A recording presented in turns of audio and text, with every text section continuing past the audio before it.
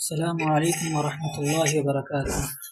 الحمد للہ رب العالمین والصلاة والسلام علی رسولہ الکریم وعلی آلہ واصحابہ اجمعین ومن تبعهم بإحسان الى یوم الدین، اما بعد۔ اعوذ باللہ من الشیطان الرجیم، بسم اللہ الرحمن الرحیم۔ لئن شکرتم لأزیدنکم ولئن کفرتم ان عذابی لشدید۔ سامعین اکرام، آج اس ویڈیو میں آپ کے سامنے جس موضوع کے تحت گفتگو کرنا ہے وہ ہے شکر گزاری۔ پہلے ہم جانیں گے کہ شکر کہتے کسے ہیں۔ شکر کہتے ہیں کہ تھوڑی سی چیز ملنے پر بھی اتفاق ہو اور اس پر انسان خوشی کا اظہار کرے، اسے شکر گزاری کہتے ہیں۔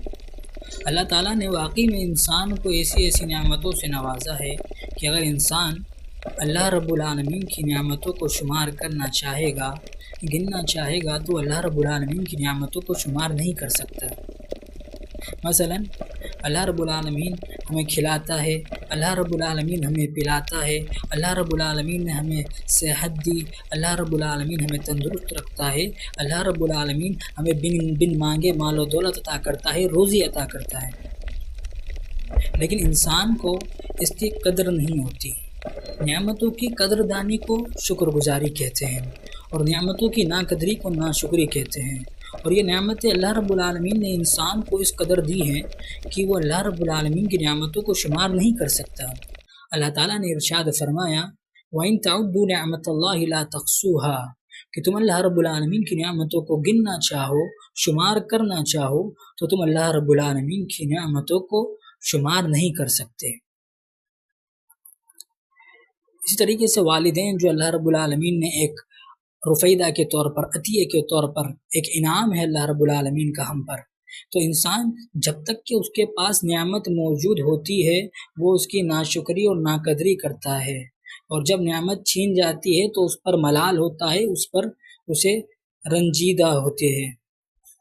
جیسے کہ والدین، جب تک کہ والدین ہوتا ہے انسان ان کی نافرمانی کرتا ہے، انسان ان سے بدسلوکی کے ساتھ پیش آتا ہے، لیکن جب والدین کی وفات ہو جاتی ہے تو انسان اس چیز پر ملال کرتے ہوئے اور حسرت کرتے ہوئے اپنے آپ کو کوستا ہے۔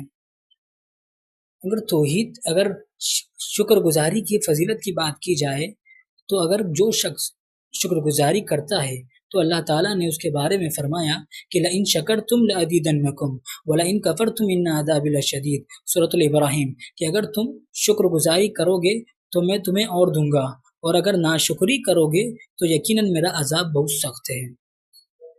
اور دوسرے مقامات پر اللہ تعالیٰ نے سورہ بقرہ کی آیت نمبر 152 کے اندر ارشاد فرمایا، اذکرونی اذکرکم واشکروا لی ولا تکفرون، کہ تم مجھے یاد کرو میں تمہیں یاد کروں گا، اور تم میرا شکر بجا لاؤ اور میری ناشکری مت کرو، میرا انکار نہ کرو۔ اور اسی طریقے سے اللہ رب العالمین نے سورہ بقرہ کی آیت نمبر 172 کے اندر بھی ارشاد فرمایا کہ یا ایھا الذین آمنوا قولوا من طیبات ما رزقناکم، کہ وہ لوگوں جو ایمان لائے ہو، اللہ رب العالمین کی پاکیزگاہ نعمت جو اللہ رب العالمین نے تمہیں رزق عطا کیا ہے اس کے ذریعے کھاؤ، وہ واشکروا للہ، اور اللہ رب العالمین کا شکر ادا کرو۔ اس سے معلوم ہوتا ہے کہ ہمیں اللہ رب العالمین کا شکر بجاتے رہنا چاہیے۔ جب اللہ رب العالمین بن مانگے اتنی ساری نعمتیں دیتا ہے تو ذرا سوچ کر دیکھیے کہ جب ہم مانگیں گے تو اللہ رب العالمین کیا کیا نعمتیں سے ہمیں نوازے گا۔ اگر اس کی اہمیت کی بات کی جائے تو آپ صلی اللہ علیہ وسلم نمازوں کے اندر لمبا قیام کیا کرتے تھے، تو صحابہ نے ارشاد فرمایا کہ اللہ کے نبی آپ اتنا لمبا قیام کرتے ہیں کہ جس کی وجہ سے آپ کے پیروں میں ورم آ جایا کرتا ہے، تو اتنی مشقت کی کیا ضرورت ہے اللہ کے نبی، جبکہ آپ کے اگلے پچھلے تمام گناہ معاف کر دیے گئے ہیں۔ تو آپ صلی اللہ علیہ وسلم نے ان کو ارشاد فرمایا کہ افلا اکون عبدا شکورا، کہ کیا میں اپنے رب کا شکر گزار بندہ نہ بن جاؤں۔ رواہ البخاری، حدیث نمبر 4837۔ دیکھیے جو ناشکری کے جو اسباب پیدا ہوتے ہیں نا، وہ عموماً یہ تین چیز کی نعمتوں پر تکبر، دنیاوی زندگی کو ترجیح دینا اور اپنے سے بہتر شخص کو دیکھنا، تو یہ تین چیز جب انسان پاتا ہے نا تو عموماً ناشکری اس کے اندر آتی ہے۔ جیسا کہ نعمتوں پر تکبر کا معاملہ ہے، نعمتوں پر اترانے کا معاملہ ہے، تو قارون کا واقعہ بڑا مشہور ہے کہ جب لوگوں نے اس سے کہا کہ تم لوگوں پر احسان کرو جس طرح کہ اللہ رب العالمین نے تم پر احسان کیا، تو اس کمبخت نے کہا کہ کس اللہ رب العالمین کی بات کرتے ہو؟ یہ نعمتیں یہ اللہ رب العالمین نے تھوڑی نہیں دی مجھے، یہ اپنے ٹیلنٹ پر، اپنے عقل مندی پر، انما اوتیت علی علم، اپنے علم کی بنیاد پر میں نے یہ سب چیزیں کمائی ہیں۔ تو اللہ رب العالمین نے اس کے اس تکبر کے نتیجے میں اس کو اس کے خزانے کے ساتھ زمین میں دھسا دیا۔ اہل علم لکھتے ہیں کہ اس کے خزانے کی کنجیاں اس قدر تھی کہ اس کے خزانے کی کنجیاں اٹھانے کے لیے بھی ایک جماعت لگتی تھی۔ اور جو ناشکری کا جو دوسرا سبب پیدا ہوتا ہے وہ ہے دنیاوی زندگی کو انسان جب ترجیح دیتا ہے۔ جب انسان دنیاوی زندگی کو ترجیح دیتا ہے اور آخرت کو بھلا دیتا ہے تو ایسا تصور رکھنے والے کے بارے میں اللہ تعالیٰ نے فرمایا بل تؤثرون الحیات الدنیا والآخرۃ خیر وابقا، بلکہ تم دنیاوی زندگی کو ترجیح دیتے ہو جبکہ حالانکہ آخرت بہتر ہے اور وہ باقی رہنے والی ہے۔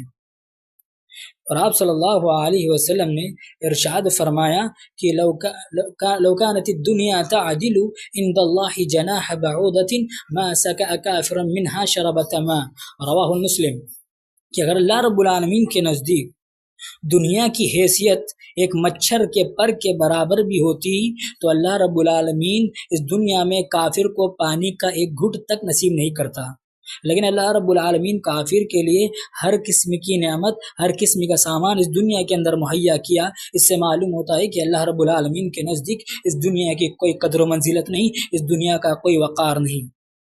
اللہ تعالیٰ نے دوسری جگہ ارشاد فرمایا وَمَا الْحَيَاةُ الدُّنْيَا إِلَّا مَتَاعُ الْغُرُورِ، کہ یہ جو دنیا کی زندگی نا یہ تو ایک دھوکے کا سامان ہے، اصل کیا ہے؟ اصل آخرت ہے۔ اور جو تیسرا سبب ناشکری کا ہوتا ہے وہ یہ ہے کہ انسان اپنے سے بہتر شخص کو دیکھتا ہے۔ جب انسان اپنے سے بہتر شخص کو دیکھتا ہے تو وہ لاشعوری طور پر اپنے پاس موجودہ نعمتوں کی ناقدری اور ناشکری کرنے لگتا ہے۔ اسے احساس تک نہیں ہوتا کہ اللہ رب العالمین نے اسے ایسی نعمتوں سے نوازا کہ جس سے دوسرے محروم ہیں۔ اور یہ خصوصاً یہ جو مال اور متاع کی حرص ہے یہ کبھی نہیں مٹنے والی، جیسا کہ آپ صلی اللہ علیہ وسلم کی حدیث، آپ صلی اللہ علیہ وسلم نے ارشاد فرمایا لو كان ابن آدم وادیان من ذهب لابتغى ثالثا ولا يملأ الجوف ابن آدم الا التراب، کہ اگر ابن آدم کے پاس سونے کی دو وادیاں بھی ہونا تو وہ تیسری وادی تلاش کرنے کے لیے نکل پڑے گا، اور ابن آدم کا پیٹ تو قبر کی مٹی ہی بھر سکتی ہے۔ اس لیے جو ہمیں تعلیم دی جاتی ہے کہ ہم دنیاوی زندگی میں اپنے سے نیچے تر انسان کو دیکھیں اور آخرت کے معاملے میں اپنے سے بہتر شخص کو دیکھیں۔ کیوں؟ اگر انسان دنیاوی معاملات میں اپنے سے بہتر شخص کو دیکھے گا تو وہ ناشکری ہی کرے گا۔ مثلا اگر کسی کے پاس 3 گاڑی ہے اور وہ شخص 5 گاڑی والے شخص پر نظر رکھتا ہے تو اس کو ناشکری پیدا ہوگی کہ اللہ رب العالمین نے تو مجھے 3 ہی گاڑی عطا کی اور اسے 5 گاڑی عطا کی۔ اسے چاہیے کہ وہ اس کو دیکھے کہ جسے اللہ رب العالمین نے کوئی گاڑی ہی نہیں عطا کی، وہ پیدل سفر کرتا ہے، پیدل چلتا ہے، تو جب اس شخص کو دیکھے گا تو آٹومیٹک اور اس کے دل کے اندر اللہ رب العالمین کی شکر گزاری، اللہ رب العالمین کی نعمتوں کی شکر گزاری پیدا ہوگی۔ دیکھیے میرے بھائی، نہیں بولنا کمال ہے اور نہیں سننا کمال ہے، کمال یہ ہے کہ ہم عمل کر کے دکھائیں کہ جب ہمارے پاس بات حق کے ساتھ پہنچ جائے تو ہمارا یہ اعلان ہونا چاہیے کہ سمعنا و اطعنا، کہ ہم نے سنا اور اس پہ اطاعت کی۔ تو یہ خلاصہ کلام یہ ہے کہ اللہ رب العالمین نے ہمیں جتنی بھی نعمتیں دی ہیں تو ہمیں چاہیے کہ ہم اللہ رب العالمین کی نعمتوں پر شکر بجاتے رہیں اور اللہ رب العالمین سے نیک اعمال کرنے کی دعائیں مانگتے رہیں۔ دعا ہے اللہ رب العالمین سے کہ اللہ رب العالمین ہمیں چھوٹی سے چھوٹی نیکی اور بڑی سے بڑی نیکی پر شکر بجا لینے کی توفیق عطا فرمائے۔ یا اللہ رب العالمین ہمیں تیری نعمتوں کی شکر گزاری کرنے کی توفیق عطا فرما۔ یا اللہ رب العالمین اگر مجھ سے کہنے میں کچھ غلطی ہوئی ہے تو اللہ رب العالمین تو اسے معاف فرما، آمین۔ وآخر دعوانا ان الحمد للہ رب العالمین۔ السلام علیکم ورحمۃ اللہ وبرکاتہ۔